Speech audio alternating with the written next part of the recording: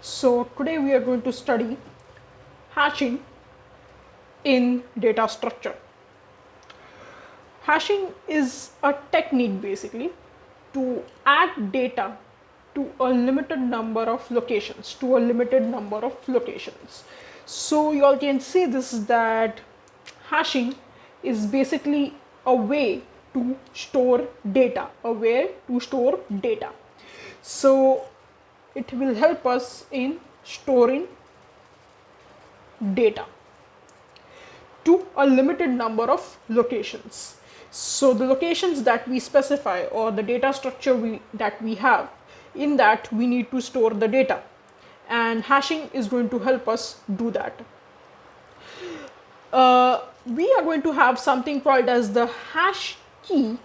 Hash key is used to find the storage location. So we are going to use something called as the hash key, which is going to help us find the storage location. This hash key is nothing but the data to be stored. This hash key is nothing but the data to be stored.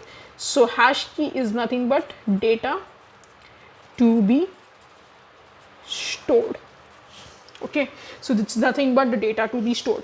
So we are going to have two main components of hashing. We are going to need two main components for implementing hashing basically. One is the hash table, which is going to be your array, which is going to be used to store the data. So we are going to store data in a hash table, which is nothing but an array which will be used to store the data. And then we are going to have hash function, which will tell us the location, which will shows the location where the data is to be stored.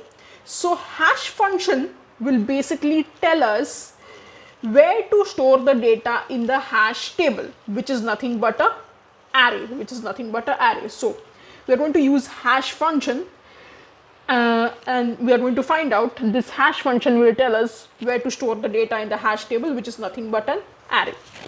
So basically hash table is a data structure which is based on arrays, which helps us insert, delete and search data efficiently. So this is the basic concept of array, and now I'll just tell you all what we are going to do. What does hashing actually mean? So we all know by now that we are going to have a hash key, which is going to be the data to be stored. Of course, if we have data, then only we'll have to store it. We need to store it.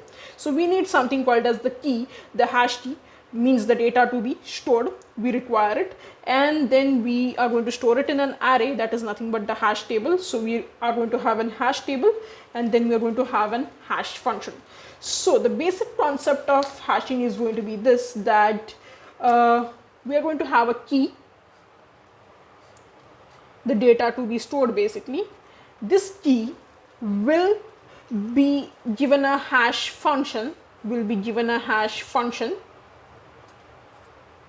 hash function will be applied on the key, and then we will, after applying the hash function on the key, means after applying the hash function on your data, we will get an address, and this address will be the location where you are going to store the data in your array,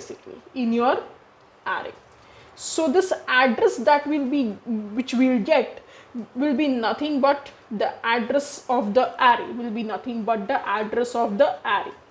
So we are going to use some hash function on our data so that we get the address, and on that address we are going to store our data. So what is this hash function? Which hash function do we normally use? Now there are many common hash functions that we are going to study. We'll have a look at it, but the most commonly used hash function in data structure is mainly hash function equal to